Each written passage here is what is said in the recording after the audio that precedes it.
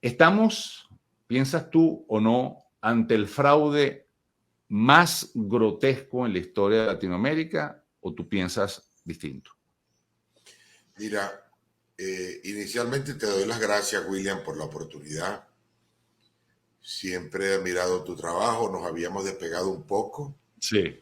no sabía dónde estabas, celebro que estés bien, que estés activo en tu profesión,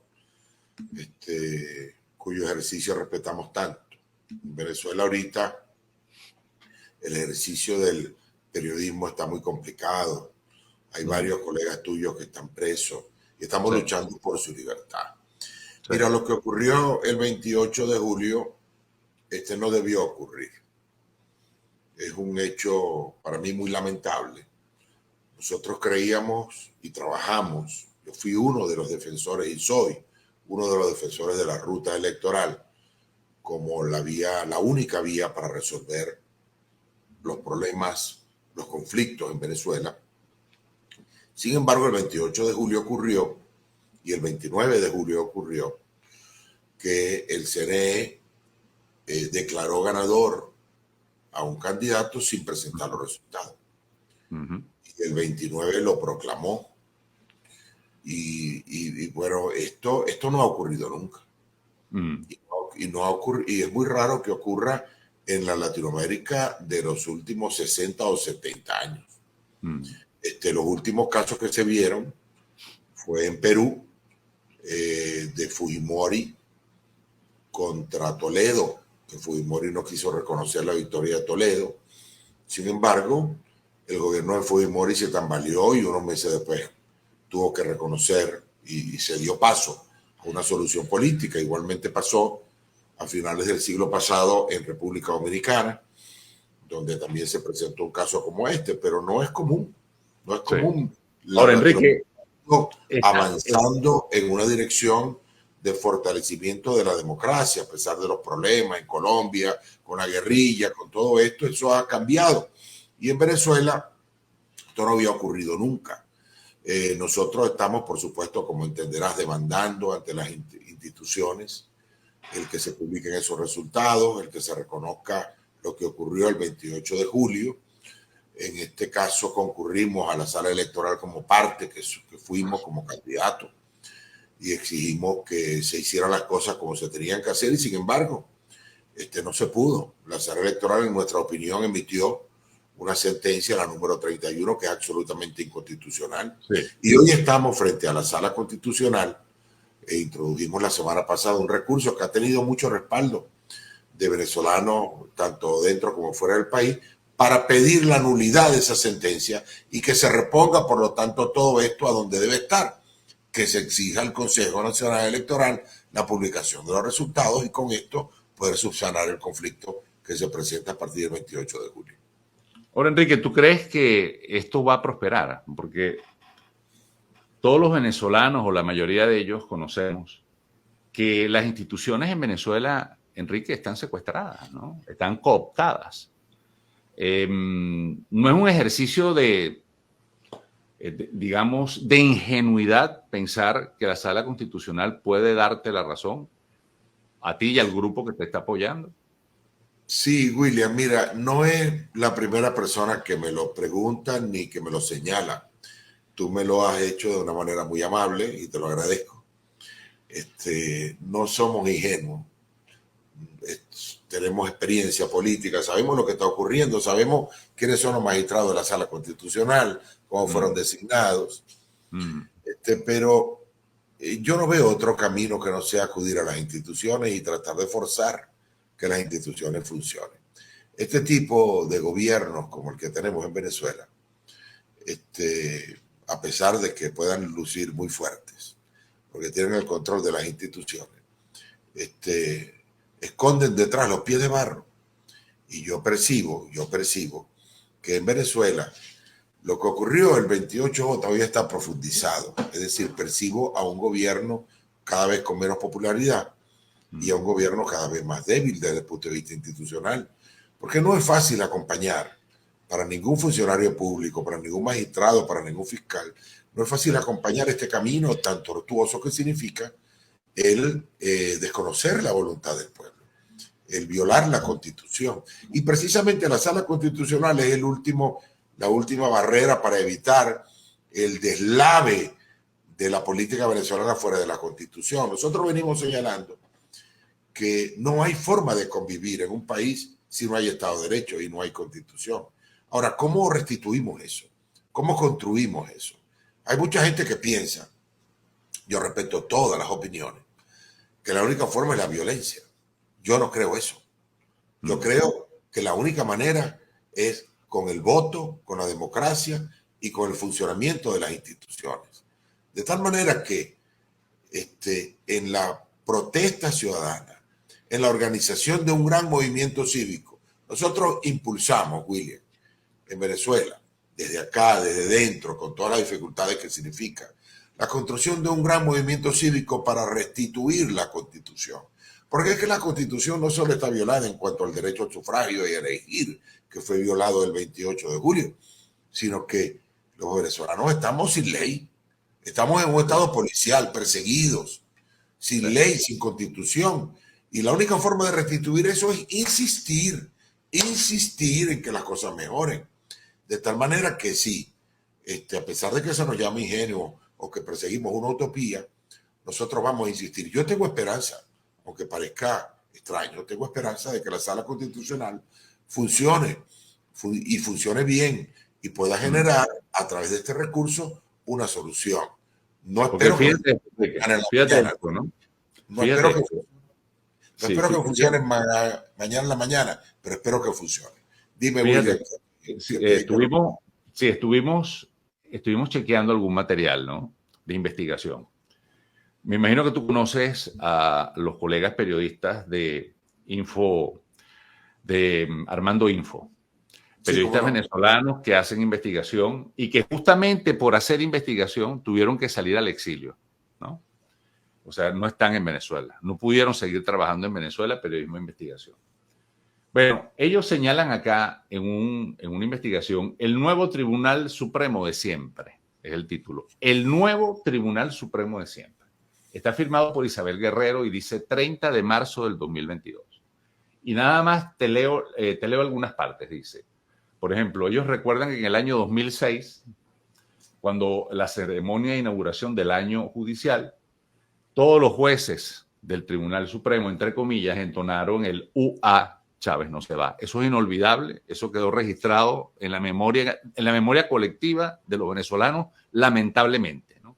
En un ejercicio terrible, virulento de lo que significaba el golpe contra la democracia y contra el Poder Judicial.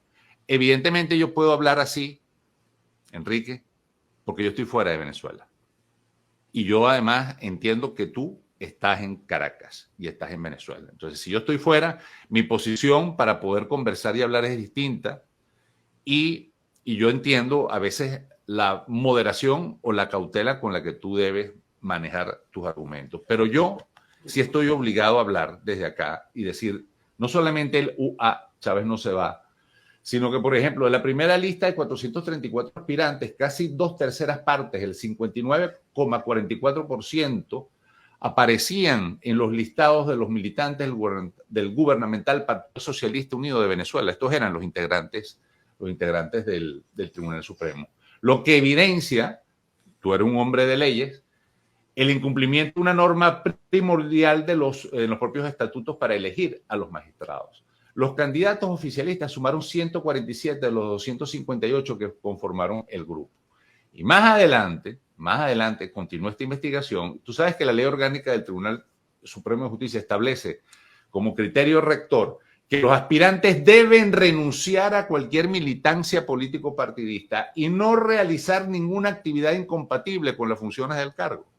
Entonces, el tribunal a quien tú estás apelando, te voy a dar este dato de Milagros Antonieta Zapata Ramírez.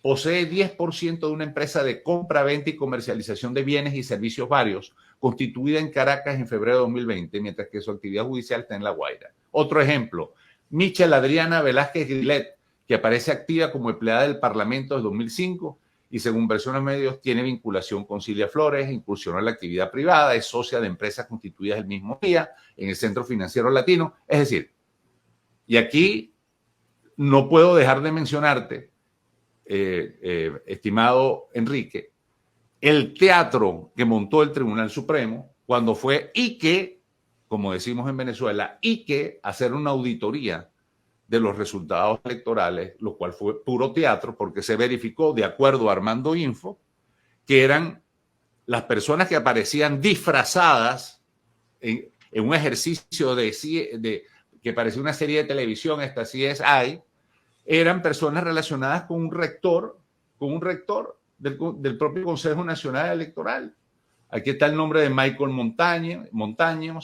Montañez, todos cercanos al rector Carlos Quintero. Y tú fuiste rector del Consejo Nacional Electoral.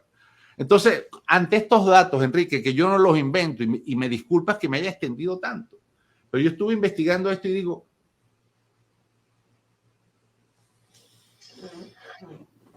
Bueno, fíjate tú, inicialmente muy importante la investigación que tú haces y las afirmaciones que tú haces, las cuales comparto. No tengo sino que decir que eso es cierto. Es más, nosotros recusamos a la presidenta de la sala electoral por sus vínculos expresos con el Partido Socialista Unido de Venezuela. Tal recusación no fue aceptada por la sala electoral. Y estamos muy conscientes del territorio en el cual pisamos. Estamos muy conscientes de los problemas que vamos a tener para poder transitar un camino tan complicado como este. Nosotros estamos decididos como movimiento político, y yo en lo personal como político, a transitar el camino de la presión cívica. No solamente en la sala constitucional. Hoy, por ejemplo, estimado William, estamos acompañando a un grupo de unas 80 madres que van a introducir un habeas corpus en la sala constitucional, en la misma sala constitucional que tiene que conocer el recurso porque por inconstitucionalidad hemos solicitado desde la semana pasada.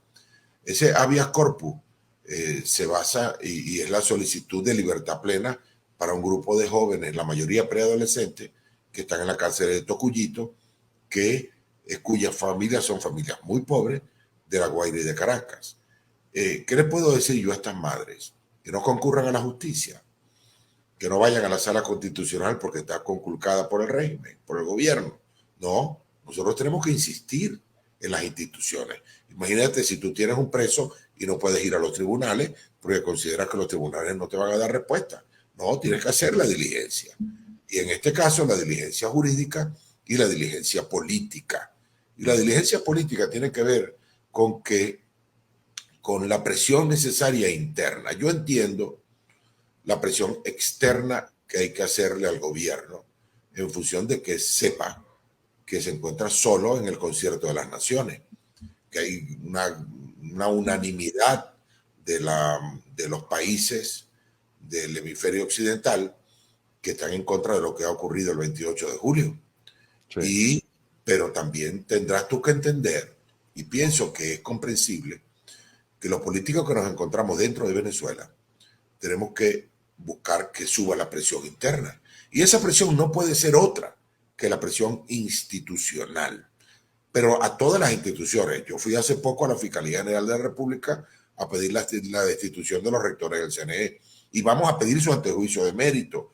Y el día de hoy va un representante de Centrados a la Asamblea Nacional a introducir una serie de peticiones que van desde la amnistía general para la liberación de los presos políticos hasta la devolución de los partidos políticos y hasta una amnistía política para el funcionamiento y el reconocimiento de los resultados del 28J. Es decir, no podemos dejar de acudir a las instituciones por muchas dudas que tengamos o certezas incluso que tengamos acerca de su mal funcionamiento. Se trata de un movimiento cívico y las acciones cívicas. Imagínate tú, si el señor, guardando la distancia, no quiero que se piense que me estoy comparando ni nada de eso, pero si el señor Martin Luther King no hubiera acudido a las instituciones norteamericanas para tratar de acabar con la división racista que existía en la sociedad de aquellos tiempos, o si cualquier otro luchador por por la libertad de sus pueblos y de la sociedad, no hubiese acudido a instituciones que estaban obviamente parcializadas.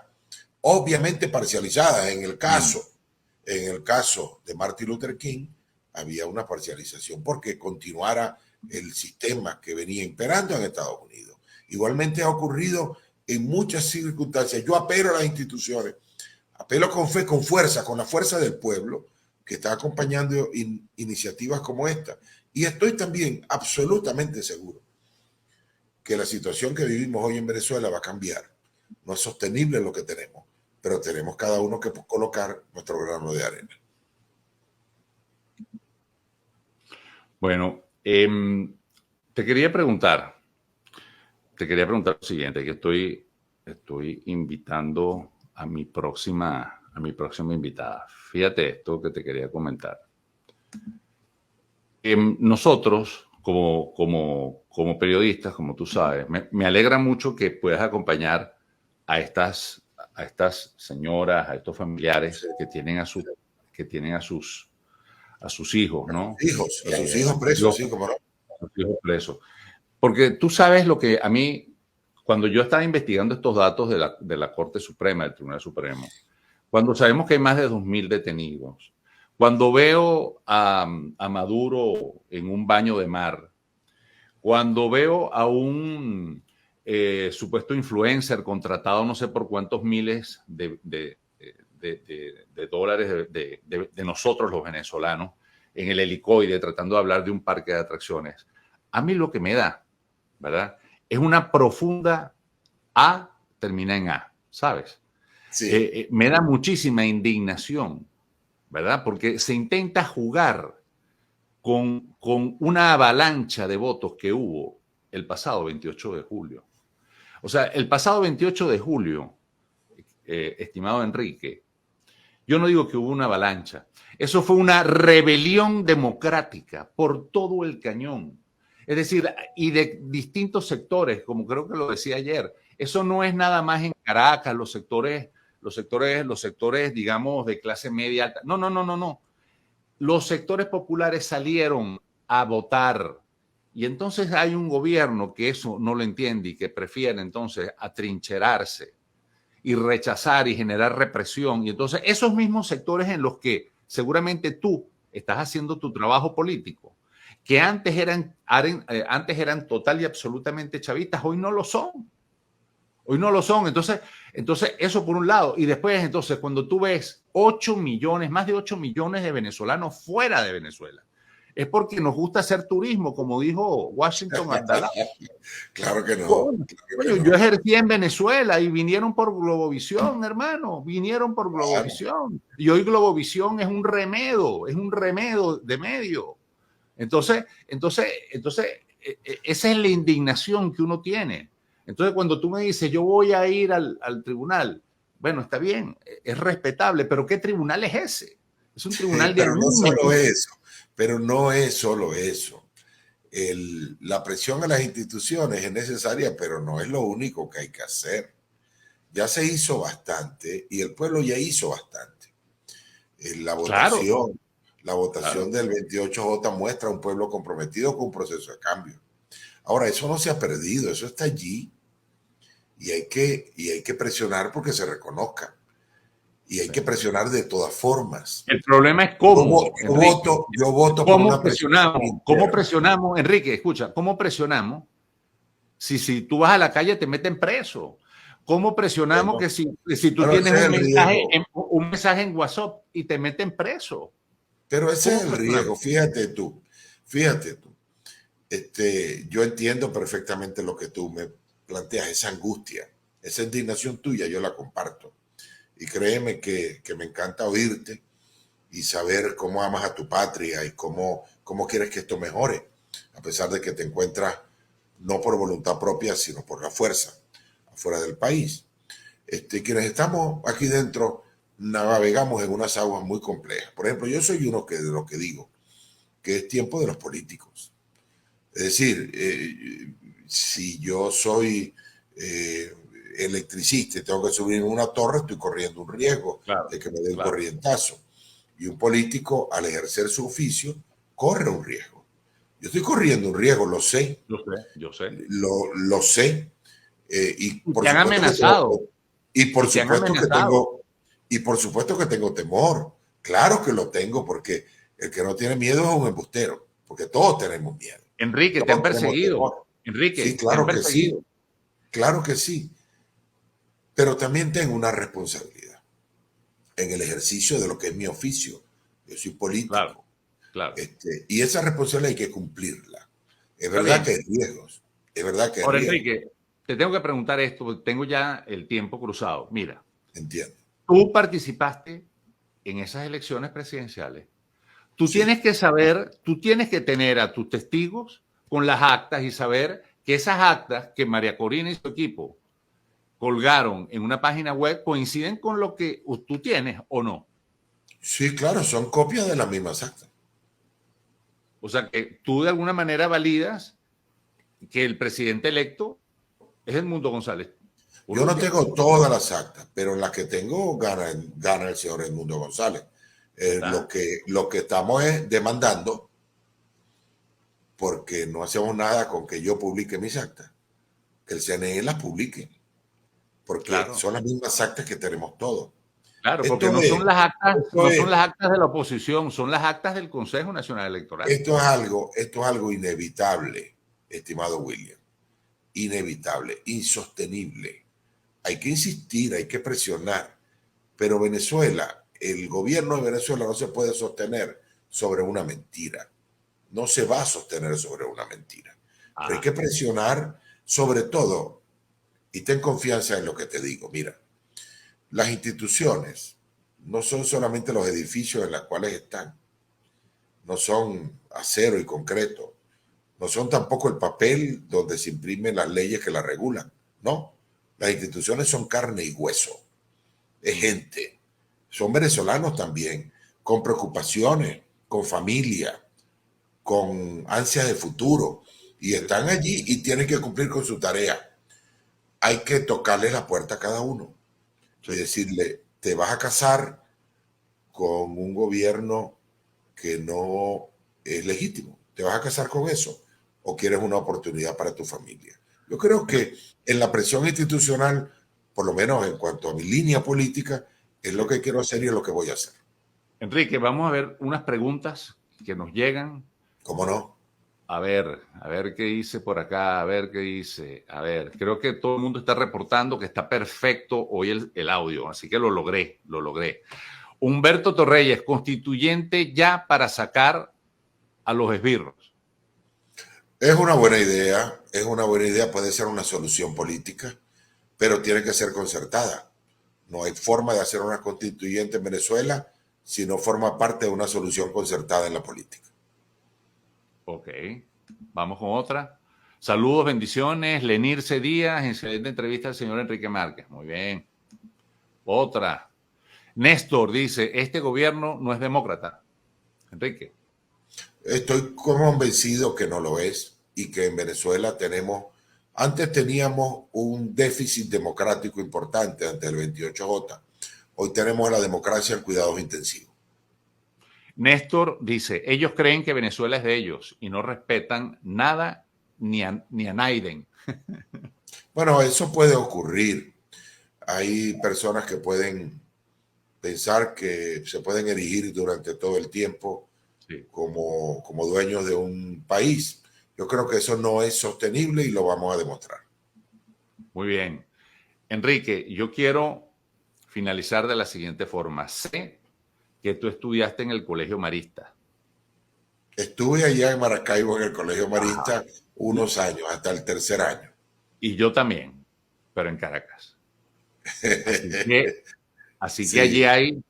Entonces yo entiendo mucho lo que tú intentas hacer, sabes, tu mentalidad, los valores que te pudo haber dejado ese colegio, los entiendo perfectamente, aquello de sencillez, humildad y modestia.